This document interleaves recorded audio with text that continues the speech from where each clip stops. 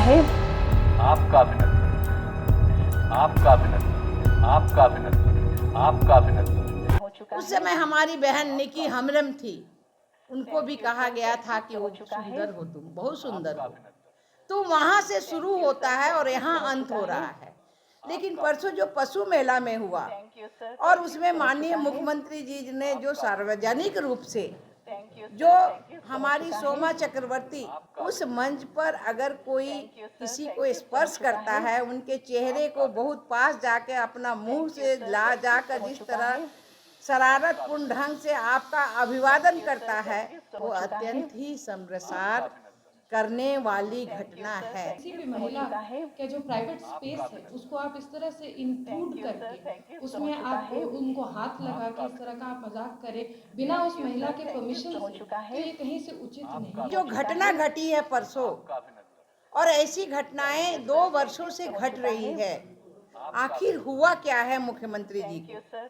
मैं मुख्यमंत्री जी नीतीश कुमार जी का जो अमर्यादित व्यवहार है, उनके शब्दों का जो संकेत के जरिए दिया जाने वाला सदन का बयान हो या सरकारी जो भी कार्यक्रम हुआ हो, अनियंत्रित मर्यादाहीन का आचरण का, उनमें हम लोगों को काफी महिलाओं को आहत देने वाला है। हो चुका है। और मुझे पीड़ा हो रही है उस बात का कि जो आदमी आज लाखों कार्यकर्ता या बिहार वासियों का गार्जियन कहा जाता था, उस तौर पे उनकी छवि थी, मगर हाल के दिनों में उन्होंने जो उटपटांग व्यक्ति या आचरण का व्यवहार या अपनी छवि को एक मनोरोगी के तरह तौर पर जो उभरा है उनका मन, सो हम लोगों को पीड़ा देने वाली है।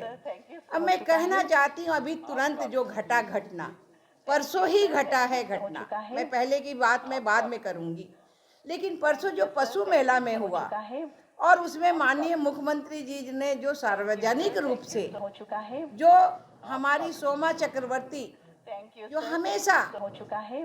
जो है उद्घोषिता बनी रहती है, हमेशा करती है, हर कार्यक्रम में, सरकारी कार्यक्रम में करती है, उसके सामने मानी जो सार्वजनिक मंच है, उस मंच पर अगर कोई किसी को स्पर्श करता है, उनके चेहरे को बहुत पास जाके अपना मुंह से ला जाकर जिस तरह शरारतपूर्ण ढंग से आपका अभिवादन करता है, वो अत्यंत ही शर्मसार करने वाली घटना है। ऐसी घटना नहीं होनी चाहिए एक मुख्यमंत्री हो चुका है। और उन्होंने जिस तरह से एक मैं कहूं कि अगर उन्होंने कहा कि मुख्यमंत्री गहरी यौन कुंठा के कारण अपने शब्दों, संकेत और सार्वजनिक व्यवहार के महिलाओं को लज्जित और अपमानित की घटनाएं बार बार हो रही है, हम सभी लोग शर्मसार हो रहे हैं।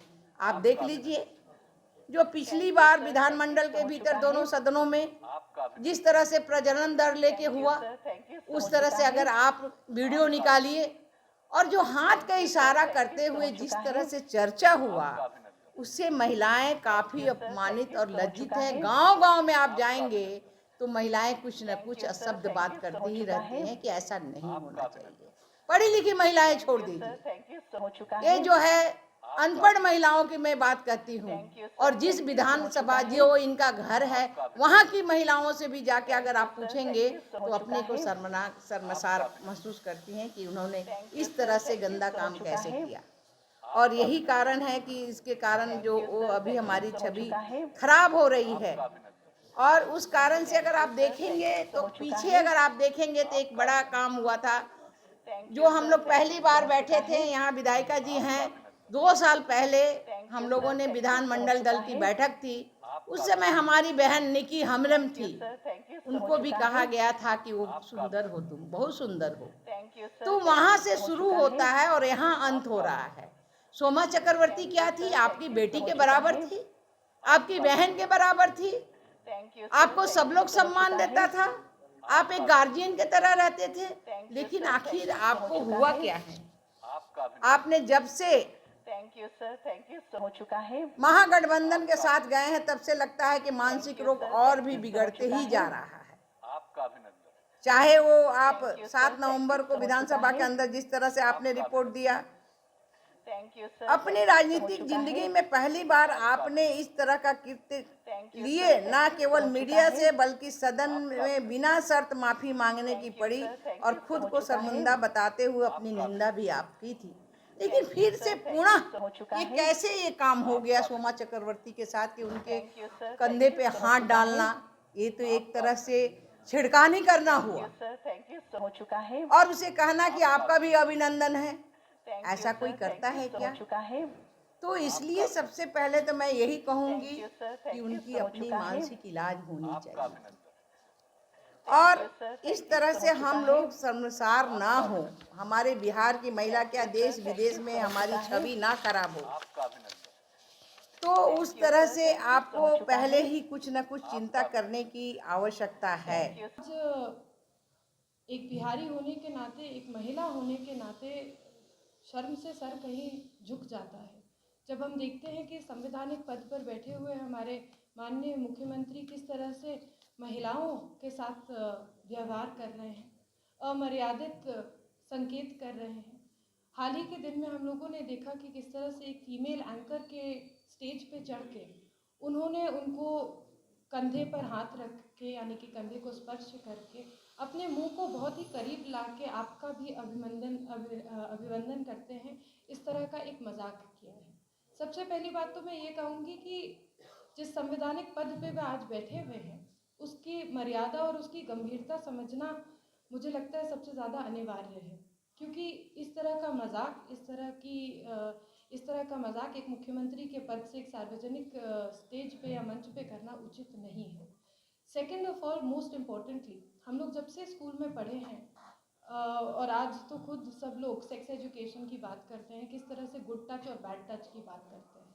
साथियों, किसी भी प्रोफेशनल महिला या किसी भी महिला का जो प्राइवेट स्पेस है उसको आप इस तरह से इंट्रूड करके उसमें आप उनको हाथ लगा के इस तरह का आप मजाक करें बिना उस महिला के परमिशन से, तो ये कहीं से उचित नहीं है और इसकी मैं घोर निंदा करती हूँ। ये हुई 21 तारीख की बात। इससे पहले अगर हम लोग विधानसभा में उन्होंने किस तरह से सेक्स एजुकेशन के ऊपर ज्ञान देते हुए अमर्यादित भाषा और संकेतों का प्रयोग किया था, ये हम सभी लोगों ने देखा।